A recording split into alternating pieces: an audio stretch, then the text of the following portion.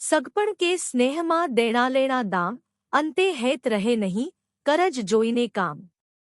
અશ્વિન મહેતાની પોઝિટિવ વિચાર શ્રેણીમાં સંબંધો અને પૈસાના વ્યવહાર વચ્ચેનો નાજુક સંબંધ સમજાવ્યો છે.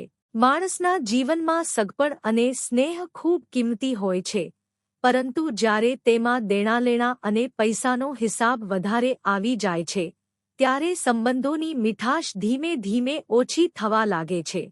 સગપણ એટલે પરિવારના સંબંધો અને સ્નેહ એટલે પ્રેમ અને લાગણી. આ સંબંધોનો આધાર સામાન્ય રીતે વિશ્વાસ, લાગણી, સહાનુભૂતિ અને નિસ્વાર્થ ભાવ પર હોય છે. જ્યારે લોકો એકબીજા સાથે પ્રેમ અને વિશ્વાસથી જોડાયેલા હોય છે ત્યારે સંબંધો ખૂબ મજબૂત અને આનંદદાયક બને છે.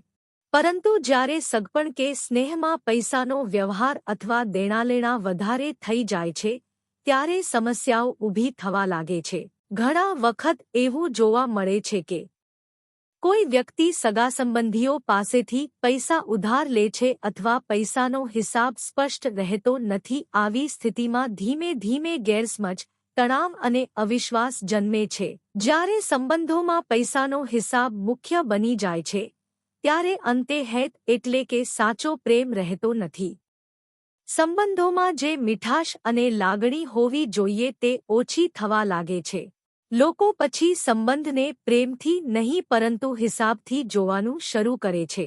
પછી લોકો કરજ જોઈને કામ કરે છે. અર્થાત સંબંધોમાં પ્રેમ અને લાગણીની જગ્યાએ ફાયદો અને હિસાબ મહત્વનો બની જાય છે.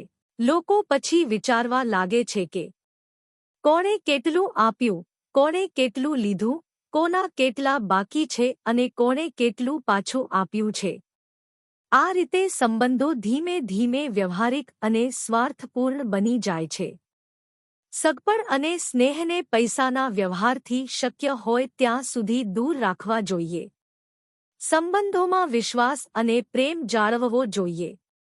પૈસાના કારણે સંબંધોમાં કડવાશ ન આવે તેની કાળજી રાખવી જોઈએ.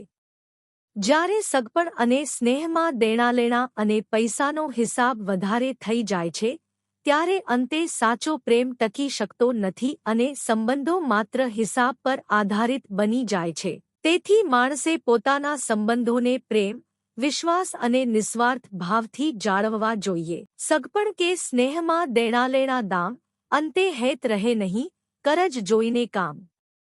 અશ્વિન મહેતાની પોઝિટિવ વિચાર શ્રેણીમાં સંબંધો અને પૈસાના વ્યવહાર વચ્ચેનો નાજુક સંબંધ સમજાવ્યો છે. માણસના જીવનમાં સગપણ અને સ્નેહ ખૂબ કિંમતી હોય છે,